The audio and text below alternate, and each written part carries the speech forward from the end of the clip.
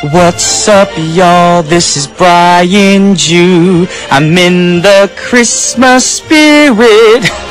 What's up, y'all? You're listening to Drive-In on TBS efm 101.3. We're only 5 days away from Christmas Eve, and 6 days away from Christmas. So obviously you can wonder why I opened the show today with a little tune, because I'm in that little holiday spirit. Despite the cold weather, I feel like the holiday is going to be great this year. It's just around the corner. I've got all my holiday shopping done and all my holiday plans made, so I'm really, really looking forward to it. But I ask you guys, be sure to keep warm because, you know, it's easy to get sick these days because of cold weather. And if you're really excited, you're not going to realize that it's cold because you'll be warm from the nice warm environment, from the holiday decorations around all of Seoul. And I want to remind you guys, today is also election day, so be sure to go and vote before 6 p.m. tonight. If you live in Korea, please go and vote. It's very important. So today's first song is a request from Kiyomi from the 2011 film We Bought a Zoo. We Bought a Zoo? I know you're thinking, you're like, that's crazy. Who bought a zoo? But actually, that's what really happens in this film. It's a true story, too, with the actors Matt Damon and Scarlett Johansson, who star in this film about a single dad who buys a house with a zoo in the backyard. And the zoo is not up to par to take on visitors, and they spend the rest of the film getting it ready. Will they succeed? You have to watch to find out. Anyways, the song is called Gathering Stories by John C. So thank you very much for your request, Kiyomi, and here's the song right now. Welcome back to the Drive-In, and you're listening to TBS 101.3 FM in Seoul and surrounding areas, and GFN 98.7 in Gwangju and 93.7 in Yeosu. I'm the go-to guy for the hour, Brian Jew, and I like to hear from all my listeners, so I'm going to let you guys know how to get in contact with us. You can call the studio at 02778-1013, or send us a text at #1013 for a charge of 51, or send us an email at efmdrivein@gmail.com, or simply send us a tweet at efmdrivein. And also you can leave us a message on our webpage. And to do that, all you got to do is go to tbsefm.soul.kr and scroll down to the program list till you find the Drive-In. It's simple as that.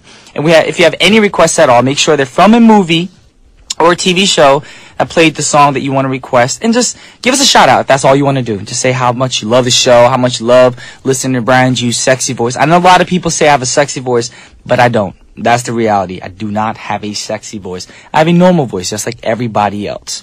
And with that said, it's now time for the scene of the day.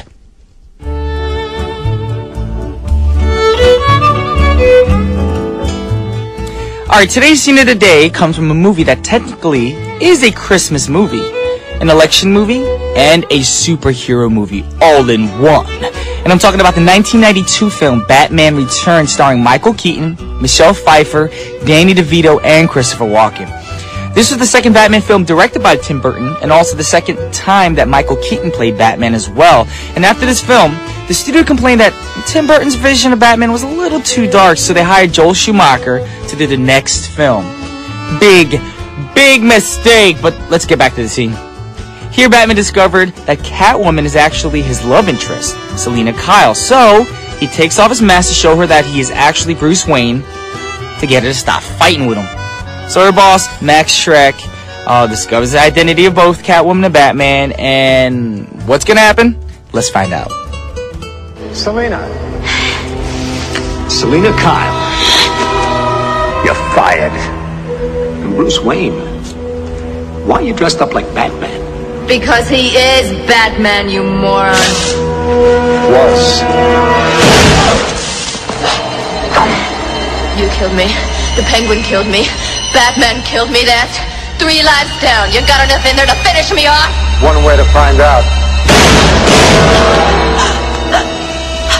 4, 5. Still alive!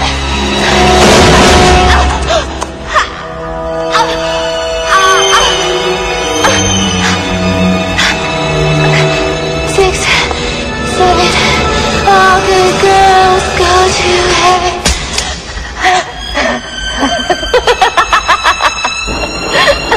2 lives left. I think I'll save one for next Christmas. But in the meantime, how about a kiss, Santa Claus?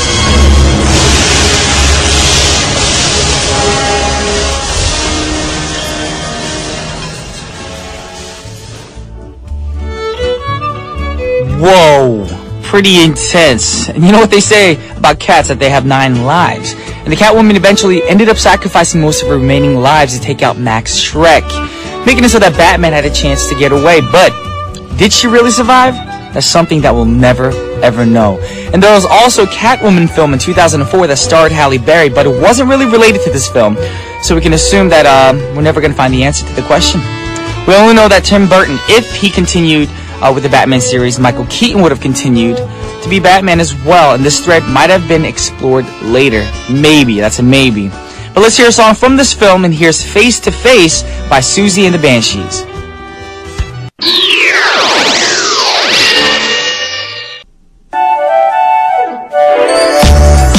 Log into 101.3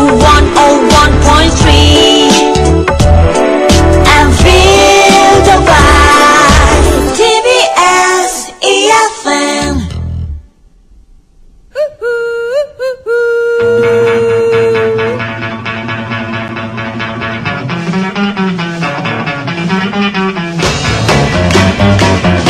Behind the screen with Eugene. How you doing, Brian? How you doing? Deck the halls with boughs of Eugene. La la la la la la la la. Eugene is extra happy today as well because it's almost Christmas Eve and Christmas. We're Yes, it all in the is. Christmas spirit here at TBS efm. You know, At the drive-in. And yeah, go ahead. yeah, Sorry. I was gonna say that you're way better than Mike. Mike on Monday was really Way better than Mike at what? at singing. Oh, well, thank you. I was in the chamber choir in high school. So. You were in the choir? Yes, I was. Sing us a little bit. Solo. Okay. Jingle bells, jingle all the way. So you weren't a solo though.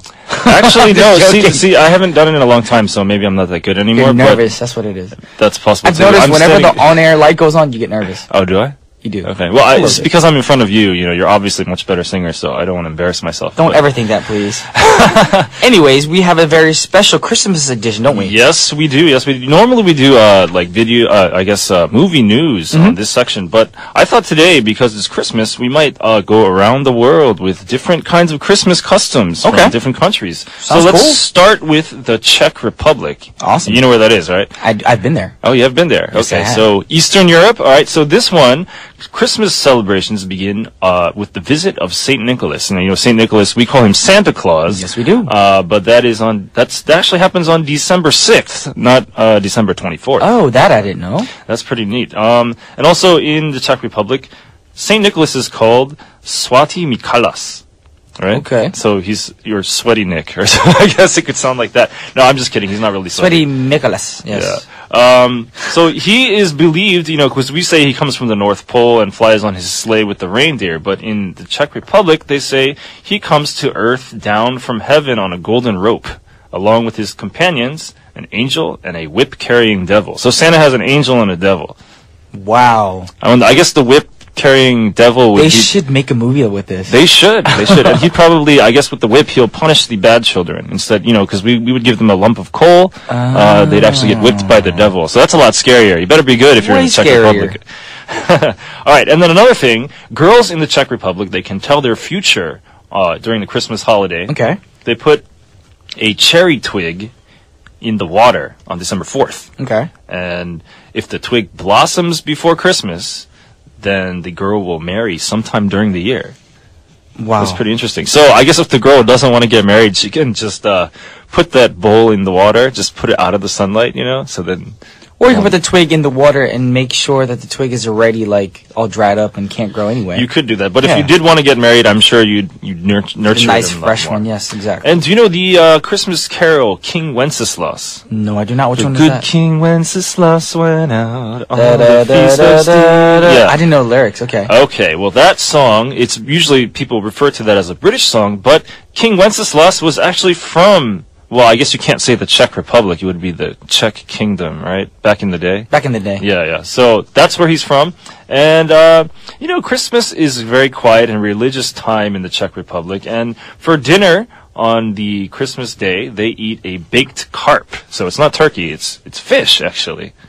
That's not. Oh, I see your face. You don't No, I really love like fish, but it doesn't feel very, holiday-ish. Well, I guess, everyone has different customs all over the world. Let's move on, shall we? How Yes, about Iran? Now, a lot Okay. of people don't consider Iran, they have Christmas in Iran because it's gotten so much press as a Muslim country, but there are actually a sizable Christian population there. Okay. So this is known as the Little Feast. Okay, on the first 25 days of December, they have a big fast, actually, where they don't eat any meat, eggs, milk, or cheese.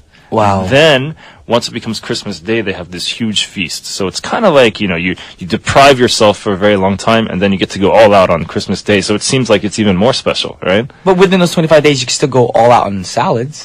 Well, I guess you could, but I mean, everyone likes to eat meat and eggs and fish. That is true. Okay, and it said, obviously, Christmas Eve is the last day of the fast, and before dawn on Christmas Day, they go to Mass. So I guess this is the Catholic population in Iran. And they eat breakfast right after communion, which is pretty interesting. So everybody in the whole community gets together. Now, the boys and girls of Iran, they don't get a visit from Santa Claus because that's kind of a Western tradition, I guess. So they don't really exchange gifts at Christmas, but they do receive new clothes, which they proudly wear all during the Christmas week. So, Well, new clothes, they're like gifts. yeah, they are. And when I was growing up, I used to get a lot of new clothes for Christmas. So, I'm not really complaining about that. One thing that they eat on Christmas Day in Iran is chicken stew. So not turkey. I guess turkey, that's an American bird. So, they can eat that. It's cooked in large quantities, and they can eat the chicken stew for several days. That's like my chicken soup. Yeah. My homemade chicken soup, I can eat it for like almost a week. Yeah, and it must be really good. Large okay. quantities, yes. Now let's go on to Africa. How about Ghana? Okay, so in Never Ghana, been. that's on the west coast of Africa. This is much more of a religious holiday, it seems. Churches herald the coming of Christmas by decorating the church and the homes, beginning at the first week of Advent. That's 4 weeks before Christmas. Okay. And that coincides with the cocoa harvest, so it's a time of wealth for everyone. And they return home whenever they might be on farms or in the mines and stuff. And they, harvest the cocoa. And I guess they can have hot cocoa, but it's probably hotter there, so that maybe they don't want to.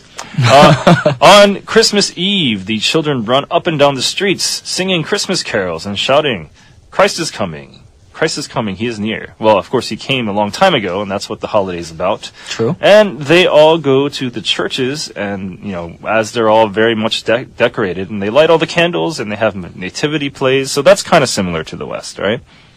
That is very true. Yeah. And then finally, on Christmas Day, the children and the older people, they represent the angels of the fields outside of Bethlehem. They go from house to house singing. And another church service is held where they dress in their native attire or in Western costumes. And later there's a feast of rice and yam paste called fufu, which is stew. Or there's also okra soup, porridge, and meats. Okra is good. Did you know that okra was actually from Africa? I had no idea. I did not know that. I thought it was an American thing, but definitely it comes from Africa.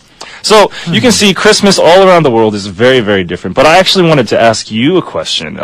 When you first moved to Korea, what were some of the things about the way Christmas is celebrated here that you found interesting? The way that things are weird. I don't know. I just feel like people in Korea aren't in the holiday spirit as much as the West. Okay, but is there any? Yeah, I can see what you're saying. I think that maybe this is relatively new holiday here, so perhaps it's not the same as in the West, and it's far less. I guess there's not a very long tradition of it being here. That's possible. That could be true. Also, if you go to like the pastries and the bread stores here, they have a Christmas cake. Ah, yes, the Christmas cake. It's funny you should mention that. That's another thing that I thought was really strange, and that actually is a custom that developed in Japan, I believe. Because when I lived in Japan, they also had that there, and I thought it was really shocking. I was like, cake on Christmas? Who's going to do that? But it also became weird. That one thing I noticed in Japan is that they eat fried chicken on Christmas, not turkey. Oh, that sounds chicken. good though. It does sound good. So on Christmas, if you were to go to the chicken restaurant with the Colonel Sanders in front of it, they have stacks and stacks of boxes of chicken because everybody's going to come by on that day. That's probably the best day for that restaurant in the whole year. Okay. Probably. And another thing that I found weird is that all the traditional Christmas carols and Christmas songs that we have in the West, I mean, those are staples of Christmas. But over there, it's like things that we don't really consider as important to Christmas. They actually like them. So, for example, do you remember Last Christmas by Wham? Of course. Yeah, it's like Last Christmas. Dun, dun, dun, Yeah, dun, dun, exactly, dun, that dun, one. yeah. But that is probably the most famous Christmas song in all of Japan, and they think it's synonymous with Christmas. And, that's maybe in the middle tier, I would It's say. a breakup song. It is. It is a Yeah. breakup song. Not but, a Christmas song. it's just really weird. And then there's the other thing where, a lot of the pop stars, they will try to make their own Christmas carols, the Japanese pop stars. And because it's a Christmas song and Christmas is seen as a Western holiday, I guess, they try to throw all this English in there, right? But their English is not good sometimes, so it sounds kind of silly. You know what I mean? Yeah, we'll listen to one of those later. One thing I did want to mention about Christmas in Japan is that it is a date holiday. Okay. So it's not really a family thing. So the thing to do is to go out with your date on Christmas Eve, go out to dinner, see a movie, do whatever you want to do. Maybe you'll part the next day, if you know what I mean. Okay. So Makes that's sense. Yeah, it in a does way. make sense. So it is more of a dating holiday. It's not much of a family holiday. But going back to those weird songs, there was a song that was popular in Japan called "A Winter Fairy is Melting a Snowman," and this was by Kimura Kai. Yeah, I mean, why would a Name winter just sounds scary. why would a winter fairy melt a snowman? Next year, 2013, a winter fairy is melting a snowman. Okay, this was actually New horror movie. This was That's what it sounds like. this was actually featured in the Japanese drama Attention Please, and pay attention to the English in here. It's not the greatest. And Okay. Still it's a Christmas carol, so yes, and it was a pleasure being with you today, and I will see you next week. see you next week. Friday, sorry. Friday, actually, yeah. I got Okay. confused. All right. Merry Christmas, everyone. And with the fairies, made a thing of snowman. And with the fairies.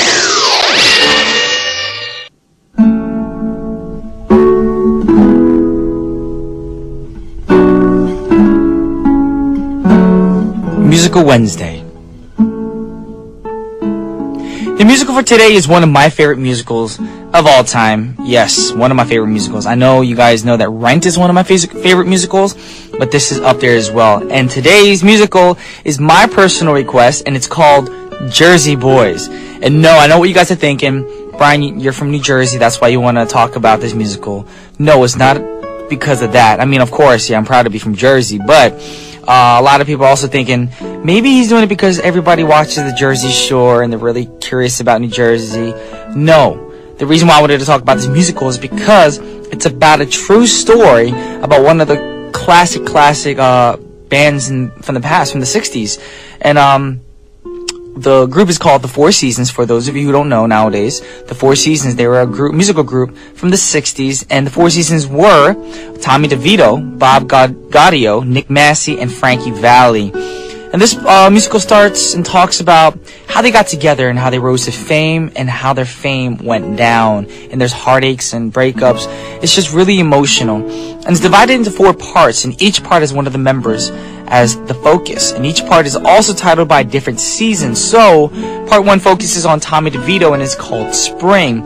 And by the time we get to Frankie Valli in part 4, it's winter. And the seasons are very symbolic of the story, and it's showing. So spring can be considered the beginning. Summer is when all the height of their popularity goes up, and then fall is when they're becoming less popular, and the winter is the end of the story. But actually, the Four Seasons are still around today. Yes, they are. They have great music, great classics. You are probably wondering, what did they sing? I'm pretty sure if I play some songs for you guys, you'll be like, wow, I know them. Yeah, exactly. That's the Four Seasons. So let's hear a song that I want to play right now for you guys. And this is Frankie Valli and the Four Seasons with Earth Angel.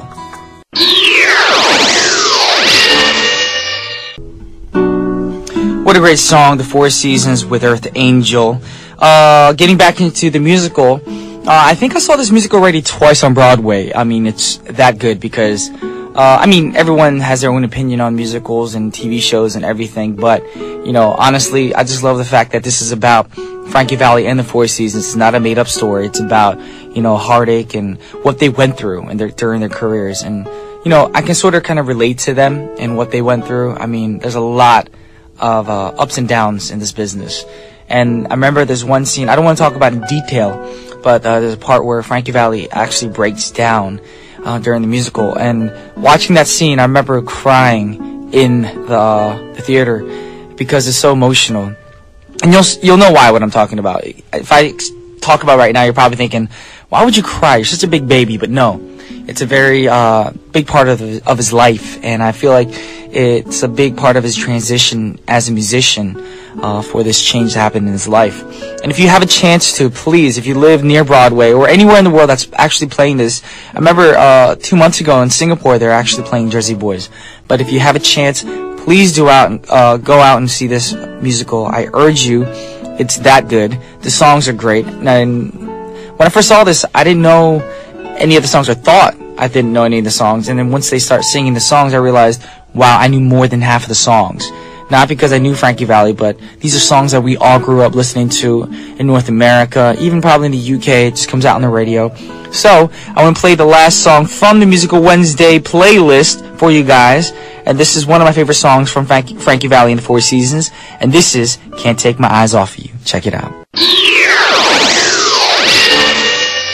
Once again, that was Frankie Valli and the Four Seasons with Can't Take My Eyes Off of You. And right now, as it was going out, I told you guys on Twitter, it's blowing up right now. People are like, I know this song, I know this song. Yes, this is the Four Seasons. So if you definitely want to see and interested about this, their story, please do go see Jersey Boys. But right now, I'm going to let you guys know one sad news. It's time to wrap up the show. I know, it's very short. But unfortunately, I gotta go. I gotta do other things.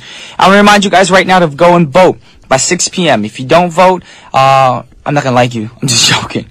But it's very important that you vote. So you guys can vote up till 6 p.m. So go out and when you have time, and vote.